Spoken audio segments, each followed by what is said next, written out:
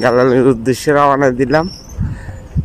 দেখি কিছু কিনে নিয়ে আসা যায় কিনা, এই জন্য রওনা দিলাম গাড়িটা নিয়ে। গ্যালালি থেকে বাজার করে বাসার উদ্দেশ্যে রওনা দিয়েছি। বাসায় যাব, এরপরে ফাংশন করব। এই যে মার্কেটে গিয়ে আমি কচু কিনে নিয়ে আসলাম, গরু মাংস দিয়ে আজকে ফাঁক করব। এই যে গরু মাংস ফাঁক চলতে আছে। যে আমি দেখাইছিলাম ভিডিওর ভিতরে, বাজারে যাইতে আছি আর কচু কিনবো। এই যে গরু মাংস দিয়ে কচু। সামাইজ থেকে ভিডিওটা শুরু করলাম, গালালির উদ্দেশ্যে রওনা দিলাম। দেখি কিছু কিনে নিয়ে আসা যায় কিনা, এই জন্য রওনা দিলাম গাড়িটা নিয়ে। আর আপনাদেরকে এদিক দিয়ে আমি দেখাচ্ছি ভিডিও করি যে আসলে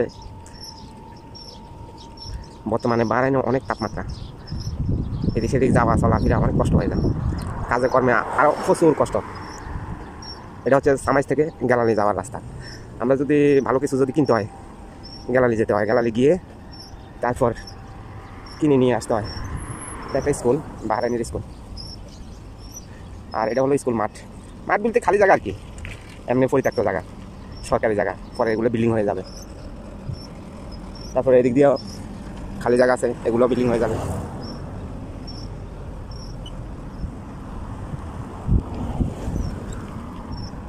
ওদিক দিয়ে আছে এয়ারপোর্ট, বাহরাইন এয়ারপোর্ট।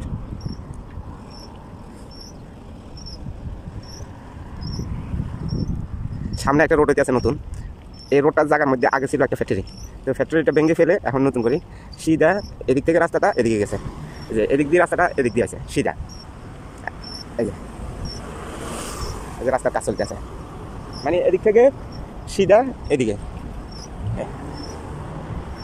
এটা একটা ফ্যাক্টরি, ফার্নিচার ফ্যাক্টরি।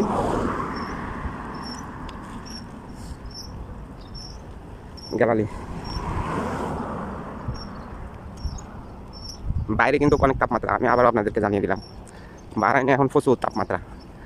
আসলে যারা একমাত্র বিদেশে আছে তারাই বলতে পারে। বা বাইরে আরব কান্ট্রিগুলোর মধ্যে এখন তো মে জুন জুলাই আগস্ট, এই 3 মাস প্রচুর গরম। বাইরে কাজ করা বাহরাইন সরকারের নিষেধাজ্ঞা জারি করে, বাইরে কোনো কাজ করা যাবে না 10টা পর্যন্ত।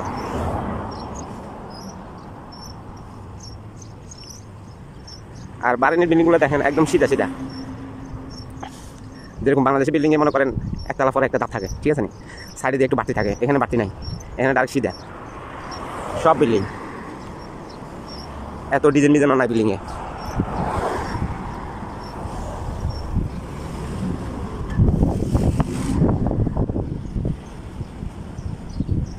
এই যে একটা মার্কেট,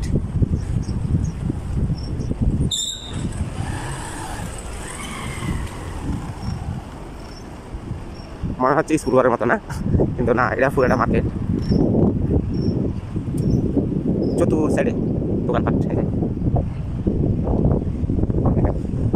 চতুর সাইডে দোকানপাট।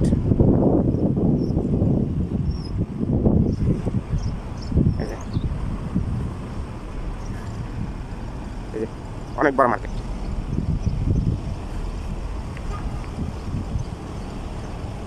গ্যালালি থেকে বাজার করে বাসার উদ্দেশ্যে রওনা দিয়েছি। বাসায় যাব, এরপরে ফাংশন করবো। দেখা যাক কত মিনিট লাগে আমাদের সামাজ যেতে পারবে গ্যালারি থেকে।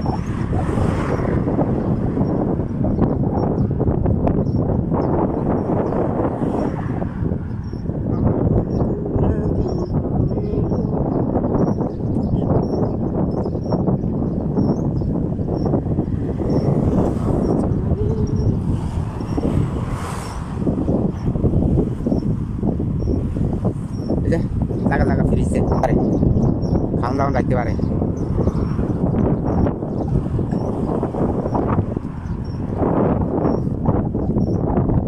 বিদেশের এই জায়গাগুলা মনে থাকবো, স্মৃতি হয়ে থাকবো, কোনো সময় ভাবনা চিন্তার ভিতরে আসবে।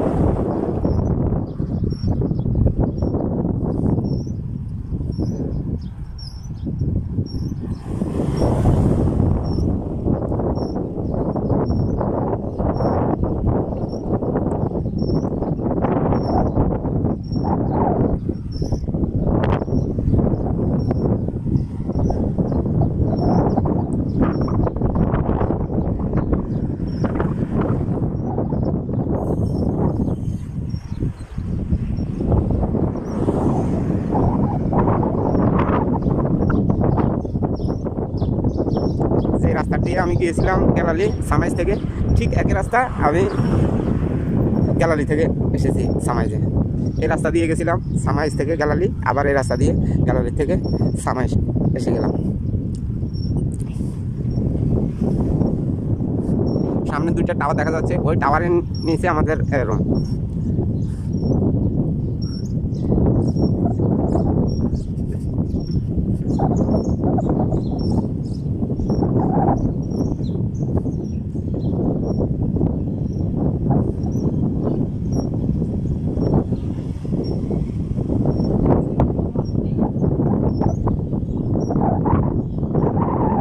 টাওয়ার, এই টাওয়ারের নিচে, টাওয়ারের একটু ওই সাইডে আমাদের রুম। আমি একদিন আমাদের বিল্ডিংয়ের উপর থেকে ভিডিও করে আপনাদেরকে দেখাবো আসলে উপর থেকে বারানের দৃশ্যগুলো দেখতে কিরকম সুন্দর, মানে উপর থেকে।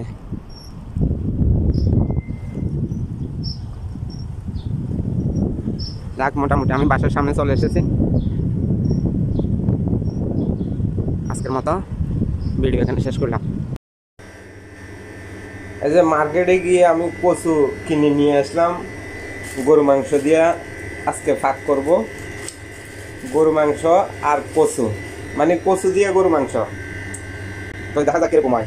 আসলে অনেকদিন পর চিন্তা ভাবনা করলাম কচু দিয়ে গরু মাংস ভাগ করি, দেখি কিরকম হয়।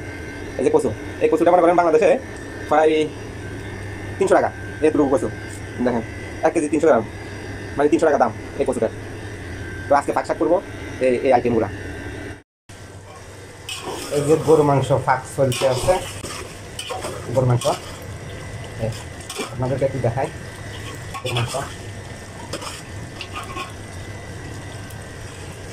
গরু মাংস ফাঁক চলতে আছে, আর এদিকে কচু পুরা গাড়ি মোটামুটি শেষ পর্যায়ে। এখন শুধু ছোটো ছোটো করবো, এগুলো তো অনেক বড় বড়, একটু ছোটো ছোটো করবো এতটুকু। তো আমি কচুটা যখন দিব তখন আপনাদেরকে আবার দেখাবো, দেখতে থাকুন ভিডিওটা। ধন্যবাদ। আমার ফাঁক শাক শেষ, এখন নামাজ পড়িয়ে শেষ করলাম। এখন খাওয়া দাওয়ার জন্য ইনশাল্লাহ বসে পড়বো। এই যে ফাঁক করে নিয়ে এসেছি গরু মাংস দিয়ে কচু, যে আমি দেখাচ্ছিলাম ভিডিওর ভিতরে, বাজারে যাইতে আসি আর কচু কিনবো। এই যে গরু মাংস দিয়ে কচু, এই যে গরু মাংস, এই হলো গরু মাংস, আর এই হলো কচু দিয়ে গরু মাংস পাকাইছি। তো আসলে তেলটা আমার সবসময় বেশি পড়ে যায়, আজকে দেখেন অনেক তেল পড়ে গেছে। তো এই যে ভাত পাকাইলাম, এই যে খাওয়ার জন্য রেডি, পানি, গ্লাস, লবণ সব কিছু। তো আমাদের এই প্লেটগুলো দেখলে অনেকজনে হাসতে পারে। আমাদের ভাত খাওয়ার প্লেট অনেক বড় বড়, দেখেন এখানে একটা কত বড় বড়, অনেক বড় বড় প্লেটগুলো। আমরা বড় বড় প্লেটে ভাত খাই। আসলে বড় প্লেটে ভাত খাওয়া একটা সুবিধা আছে, কারণ হচ্ছে যে আপনার ভাত কোনো দিকে পড়বে না, ভাত প্লেটের মধ্যে থাকে। আর যদি আমরা ছোটো প্লেটে যদি ভাত খাই তাহলে তো ভাত এদিক সেদিক করা যাবে না, এই জন্য আমরা সবসময় বড় বড় প্লেটে ভাত খাই। বিসমিল্লাহির রহমানির রহিম। দেখছেন ভাত নিলাম, বিসমিল্লাহ। আসলে বিদেশের বাড়ি থাক শাক করে খাওয়া অনেক কষ্টকর না, অনেক পরিশ্রম করি, ডিউটি করে আসে বাজার করতে হয়, আবার খাইতে হয়, রাঁধতে হয়, ঘুমাইতে হয়, নামাজ পড়তে হয়, অনেক কাজ। আবার এই দেশে তো বর্তমানে গরম অনেক বেশি না। আর দেখি বিসমিল্লাহ করে নিয়ে কিরকম হলো তরকারিটা। আসলে ফাঁক করছি অনেক সব করে, এবার আলহামদুলিল্লাহ দেখি খাওয়া দাওয়া।